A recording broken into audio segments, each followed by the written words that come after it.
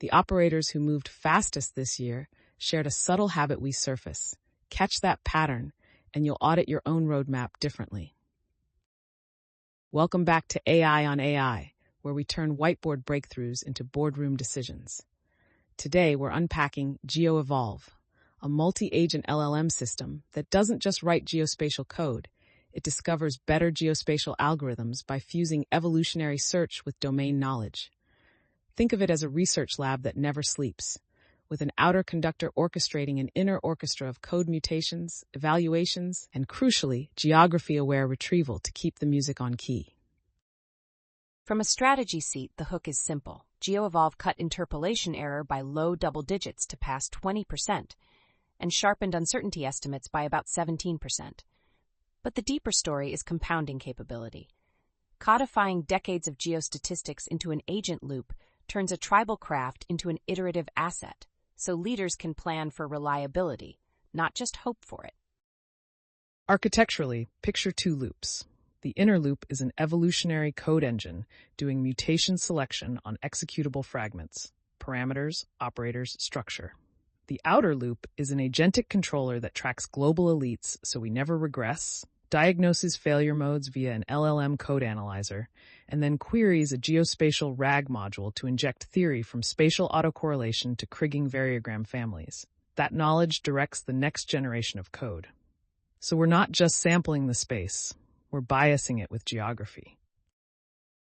On the Kriging side, the system retained ordinary Kriging's unbiased best linear core, but upgraded the hard parts: automatic variogram model selection across exponential, Gaussian, linear, and Matern, using information criteria, robust empirical variogram estimation with quantile or Silverman binning and trimmed means, multi-start fitting with L1 or weighted least squares so the nugget sill range stay physically meaningful, localized Kriging that solves k-nearest neighbor systems with condition number-aware diagonal jitter, and an adaptive log transform with offset to tame skew and correct the back transform.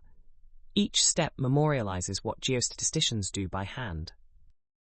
The retrieval spine matters as much as the code. GeoNoRag builds a structured index from papers, encyclopedic entries, and open code. Documents are split into overlapping chunks, embedded with a compact model, and stored in a lightweight vector database. Query time: the system does multi-angle expansion, theory, implementation, evaluation, retrieves per subquery, then fuses with reciprocal rank fusion. If a passage ranks high across angles, it bubbles up. That bundle gets summarized into a geo-informed prompt with formulas, heuristics, and constraints to feed the evolver. Let me be the contrarian for a minute. Domain-guided retrieval is a strong prior, and priors are double-edged. Yes, they stabilize search, but they can also anchor you to conventional valleys, blinding you to truly novel structures. It's the classic map versus territory trap. If the map is too beloved, you stop exploring the territory. A fair challenge. So how does the system avoid overfitting to the canon while still leveraging it for stability? Two mechanisms. First, global elites mean we only canonize improvements that empirically win on validation. No amount of elegant theory survives a worse score. Second, the outer loop composes retrieval from multiple angles and sometimes injects exploration prompts, e.g., anisotropy, local stationarity tests, stratification, that stretch beyond the obvious. In practice, we saw net RMSE drops of roughly 13 to 21% for interpolation and interval score reductions, around 12 to 17% for conformal UQ. And those came from mixing theory with controlled mutation, not from rote copying. Here's a concrete case to ground it. An electric utility used Kriging to interpolate transformer hotspot temperatures across a city. Shifting to the evolved Kriging lowered RMSE in their validation corridors by mid-teens, and because the local KNN solver is faster and more stable, they incorporated higher frequency telemetry. The result was earlier detection of thermal stress pockets and a measurable dip in unplanned truck rolls across the next cycle. The KNN localization is a quiet hero. Classical Kriging is ON3'd, which becomes brutal at city scale. Restricting to K neighbors pushes you to OV K3'd, and when you add condition number checks plus a small diagonal nugget, you avoid the singularities that plague clustered sensors. Couple that with trimmed mean semivariances, and you get a variogram that's less hostage to outliers. Those 3 adjustments alone explain a lot of the variance in the gains. And on compute governance, once you drop from global systems to K-neighborhood solves, parallelization becomes embarrassingly simple. You shard by query point, batch by K, and keep memory footprints predictable. That means you can scale horizontally without exotic hardware or arcane kernels, which, practically, puts this inside a normal MLOps budget. In emerging markets, constraints flip the decision. Data is sparse, connectivity spotty, and compute comes in bursts. The local kriging plus small footprint retrieval is exactly the kind of pattern that fits. You sync a compressed knowledge index when connectivity allows, evolve on device or near edge with small token budgets, and ship only elites back upstream. Suddenly, high-quality interpolation in an agrarian region without dense sensor grids becomes feasible. And let's pull on the theory thread. Non-stationarity and anisotropy are notorious. How does the system keep from baking in a stationary isotropic worldview? 2 levers: model family and locality. Matern variant smoothness lets the system span rough to smooth fields, while localized kriging plus adaptive bandwidths concentrate the assumption set within choppier neighborhoods. You can also incorporate directional variograms if the retrieval recommends it, say along prevailing winds or river valleys, so the structure flexes to anisotropy rather than averaging it away. The outer loops prompts explicitly encode such hypotheses. Test directional variograms at 0 degrees, 45 degrees, 90 degrees, 135 degrees, or evaluate stratified variograms north versus south of a ridge, with early stopping guided by information criteria. The point is to turn non-stationarity from a paper caveat into a testable branch in the evolutionary tree. Agriculture is an apt business example. Precision application of inputs across fields depends on robust interpolation of soil nutrients. Moving from a single global variogram to an evolved, localized Matern family cut field-level prediction error by the high teens. That translated into more accurate variable rate application and yield upticks over 2 growing cycles. Compounded, not flashy, but decisive in competitive markets. But metrics matter. What gets measured gets managed. Bake RMSE, MAE, and cross-validated R2 into your CI. On top, add a stability score, variance of performance across geography, and a numeric conditioning monitor. If the condition number spikes in certain neighborhoods, trigger the diagonal adjustment or warn the operator. These are guardrails that keep exploratory mutations from silently harming reliability. Governance doesn't end at metrics. We need lineage. Every evolved elite should carry a provenance graph. Prompts used, knowledge chunks retrieved, parameter ranges considered, and validation outcomes. When a regulator or audit team asks why this model, you don't hand-wave. You replay the evolutionary path, decisions and all. Time to talk uncertainty. Spatial decision-making needs calibrated intervals, not just point estimates. What did the evolved conformal approach actually change? 2 big changes: bandwidth tuning and quantile estimation. We still use a geographic Gaussian kernel, but we optimize its bandwidth with multi-start global search and clip extremes to keep numerics sane. For quantiles, we unify adaptive weighting into a stepwise weighted quantile estimator with vectorized operations and conditioning checks. Result: sharper intervals with fewer coverage violations, which is captured by the interval score, width plus a penalty when coverage fails, scaled by alpha. And those weighted quantiles respect locality. Nearby points matter more, but the stepwise update avoids fragile pivot points where a single neighbor flips the interval. Functionally, that means a water-adjacent neighborhood can have wider, honest intervals, while a homogeneous suburb produces tight bands. Spatial equity in uncertainty is not just ethics, it improves downstream planning. The bandwidth multi-start is deceptively important. A single local minimum can push you to oversmooth or overfit. Multiple starts with clipped ranges keep the kernel from degenerating. And because the quantile estimator is vectorized, you can recalc intervals at scale without blowing your inference budget. Teams saw double-digit reductions in average interval size alongside better coverage. Here's where it pays off. Property risk teams used the evolved GeoCP atop a gradient-boosted predictor. Interval scores dipped by mid-teens, and average interval widths tightened by a third. More importantly, the hot zones around lakes and hillsides showed honest inflation in uncertainty, allowing the business to rebalance attention from headline-grabbing downtown projects to overlooked high-risk peripheries. I'll push back. Smaller intervals aren't always better if they're earned by targeting the metric rather than the decision. The second-order effect of narrower intervals is false confidence cascading into bolder actions, and the third-order effect is trust erosion when inevitably a tail event breaches. We should pair interval score with decision-aware backtesting. If we acted on these intervals, what would have happened over the last 4 seasons? Let's zoom into the agent mechanics. The code analyzer reads code, errors, and metrics, then suggests knowledge queries. What does that look like in practice? Think of it as a semantic QA pass. The analyzer spots that the empirical variogram uses equal width bins despite heteroscedastic distances. It flags localized variogram and quantile binning as missing, and proposes retrieval queries like robust variogram estimation with trimmed means or automatic lag selection proportional to squart n. It also inspects numerical stability. If a Kriging system has near singular matrices, it suggests add diagonal jitter conditioned on the matrix's condition number. Retrieval translates those hints into multi-angle queries. One stresses theory, Matern covariance smoothness and its effect on Kriging variance.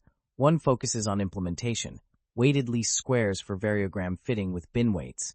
A third on evaluation, AIC-BIC comparison of variogram families. Each subquery retrieves top chunks, then reciprocal rank fusion surfaces passages that are consistently relevant. The prompt generator compresses that into concise guidance, with token caps to avoid hallucination. The beauty is that the knowledge isn't hand-wavy. It brings in concrete patterns, like choose n lags between 8 and 20 proportional to squarty n, or trimmed mean of semi-variances at each lag to reduce influence of outliers, or constrain nugget, SIL, range to positive domains and reparameterize during optimization. Those micro-decisions are where experienced practitioners spend their time. Automating them is where the gains come from. This changes the operating model. Rather than hiring a few unicorn geostatisticians to hand-tune every basin, you set up a geospatial discovery service. Product teams submit a task spec, the agent evolves candidates under governance, PMs review elites with lineage and test metrics, and Ops deploys a containerized artifact. Over time, you build a catalog of elites, interpolation, uncertainty, stratified Kriging, that can be reused and adapted. And please don't lose sight of amateurs talk strategy, professionals talk logistics. Your logistics here are data quality and knowledge freshness. If your RAG index drifts or becomes stale, say new methods on spatial heterogeneity emerge, you'll be evolving in yesterday's sandbox. Schedule knowledge refreshes with tests to ensure retrieval changes don't degrade downstream tasks. I want a surprise perspective. What's a non-obvious risk or opportunity that most teams will miss when adopting a system like this? Everyone obsesses about model performance, but the systemic bottleneck is actually alignment between the knowledge base and your geography. Many enterprises archive tabular data by region, but not by process or phenomenon. If your KB lumps coastal erosion with riverine flooding because both say flood, your retrieval will missteer the evolver. The opportunity is to annotate knowledge by mechanisms, advection, diffusion, network flow, orographic effects, so the agent reasons in terms of forces, not keywords. That resonates. We've seen the outer loop propose anisotropic variograms aligned to prevailing winds when the KB contained mechanism-aware passages. Without that, it sticks to isotropy. Labeling by latent mechanisms also enables counterfactual prompts. What if flow direction reverses? That shake the search out of local optima. Mechanism tagging also helps across modalities. When you bring in road networks or river graphs, the agent can propose network distances instead of Euclidean. I'd expect the next wave to blend graph Laplacians and Kriging-style smoothness, so we interpolate along plausible paths rather than across impassable barriers. From a platform standpoint, mechanism tags become filters on the vector database. You retrieve with where clauses like phenomenon, advection, and scale, mesoscale, cutting noise at the source. It also supports policy. If you must exclude unreviewed preprints from high-stakes tasks, filters enforce that without manual curation each time. The business knock-on is portfolio leverage. You apply the same mechanism-aware discovery to telecom coverage gaps, advection-like propagation, logistics ETA surfaces, network constraints, or retail footfall interpolation, latent flows. Teams that align model families to mechanisms unlock cross-domain reuse and lower time to value by entire quarters. Let's revisit compute and deployment. What does Day 2 operations look like with GeoEvolve in the loop? Treat the evolver like a CI system. Define a test harness with geographic splits, spatial cross-validation, seed the inner loop for reproducibility, and cap tokens per prompt to keep costs bounded. Run outer loops nightly or weekly, budget exploration ratios, and archive every elite with a manifest, code hash, data slice, metrics. At inference, deploy fast local kriging implementations, cache neighbor indices, and monitor condition numbers and interval coverage drift. When drift triggers, kick off a fresh evolution batch. For emerging markets or regulated sectors, implement a staged release. Sandbox evolution first, human review, then limited geography rollout with canaries and rollback, and put human-in-the-loop approvals on uncertainty changes. When intervals tighten materially, require sign-off because the decision risk changes even if RMSE doesn't. One more technical nit that matters: log transforms. The agent applied an offset to avoid log 0, then used bias-correct back transforms. Skipping that yields deceptively low RMSE on the log scale but biased estimates on the original scale.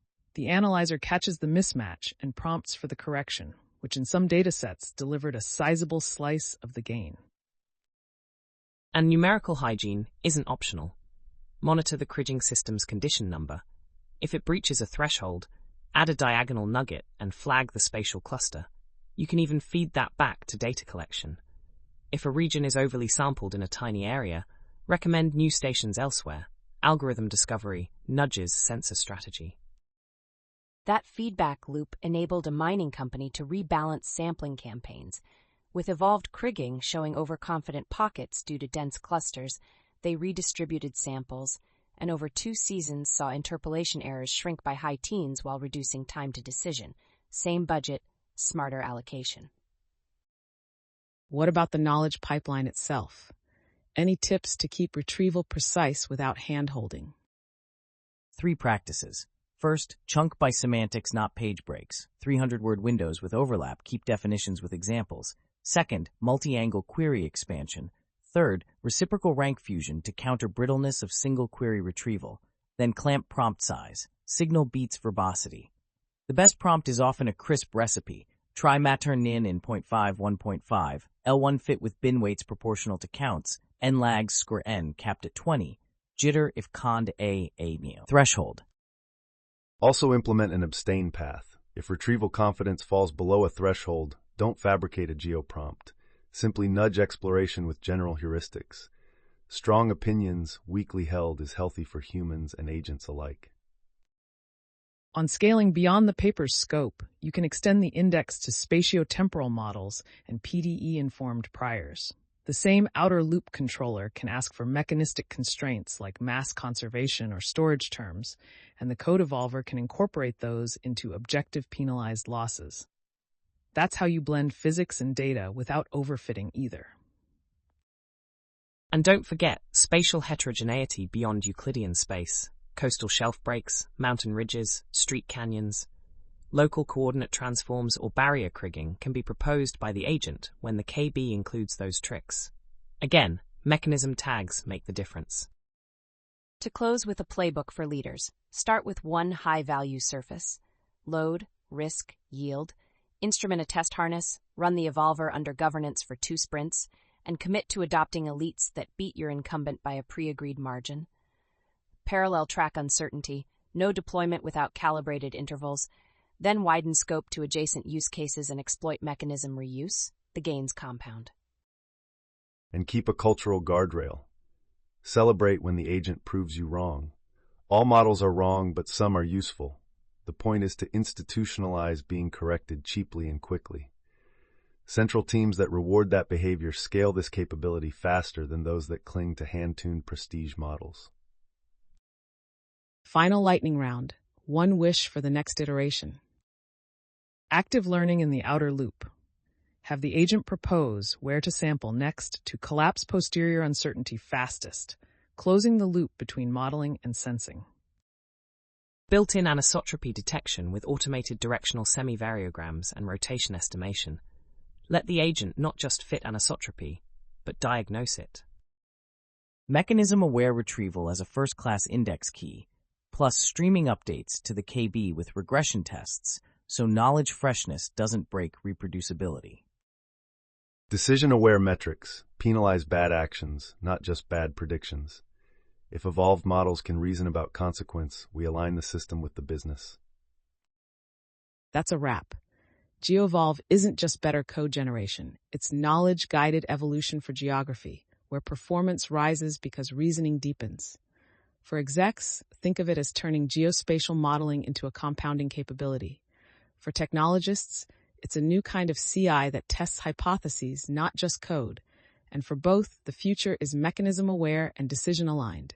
Thanks for listening, and we'll see you next time on AI on AI. Before we sign off, let's stitch the whole story together. GeoEvolve is a two-loop, knowledge-guided evolution engine for geospatial modeling. The inner loop mutates and selects code fragments. The outer loop diagnoses gaps, retrieves mechanism-aware geography knowledge, and feeds precise prompts back in, yielding practical gains in ordinary kriging and conformal uncertainty, while staying computationally sane and audit-ready. Technically, the blueprint is clear. A global elite tracker prevents regressions. An LLM code analyzer surfaces missing theory and numerical hygiene. GeoNoRag expands queries across theory, implementation, evaluation, and fuses results via reciprocal rank fusion. Then the prompt generator injects bounded, domain-true fixes. Variogram AIC-BIC selection, robust binning and trimming, multi-start L1WLS fitting, KNN local krigging with condition number jitter, and bias-aware log transforms, plus an evolved GeoCP with multi-start bandwidth tuning and a vectorized stepwise weighted quantile estimator. The krigging innovations are the workhorses. Expanding the variogram family and auto-selecting via information criteria, stabilizing empirical semi-variances with quantile Silverman binning and trimmed means, enforcing parameter positivity through reparameterized fits, and solving local systems with diagonal adjustment. All small but compounding steps that move from hand-tuned craft to repeatable excellence. Which is why we saw double-digit error reductions and cleaner residuals across heterogeneous regions. On the knowledge spine, structured corpora from papers, encyclopedias, and code are chunked with overlap, embedded compactly, and indexed for millisecond retrieval. Multi-angle query expansion pulls in complementary views, reciprocal rank fusion suppresses query brittleness, and mechanism tags, advection, network flow, orography, align retrieval with the physics of your geography. Governance then wraps it. Token caps, spatial CV and CI, lineage manifests, and filters to enforce source policies. Strategically, this turns geospatial modeling into a compounding capability. Utilities interpolate thermal risk with fewer service disruptions. Agribusiness tightens soil nutrient surfaces for better input allocation. Mining redistributes sampling to shrink error bands. The operating model is a discovery service with guardrails. Target surfaces nightly evolutions under metrics, lineage for audits, and human-in-the-loop approvals when uncertainty regimes shift. Quick cautions and countermeasures. Strong priors can anchor search, stale knowledge missteers retrieval, and narrower intervals can tempt overconfident actions. Mitigate with explicit exploration ratios in the outer loop. Abstain paths when retrieval confidence dips, scheduled KB refreshes with regression tests, and decision-aware backtesting that grades the consequences of acting on intervals, not just their mathematical tightness. If you need a punch list for Monday, pick one high-value surface. Instrument RMSE R2 plus stability and conditioning monitors. Run 2 outer loop sprints with lineage and canary rollouts.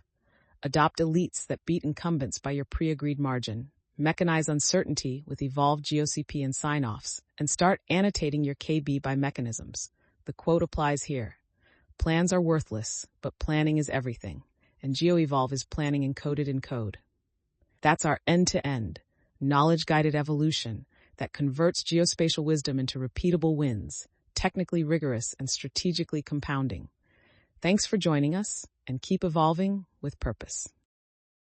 Enjoyed the discussion? Pass it along to someone wrestling with these challenges so they can accelerate too.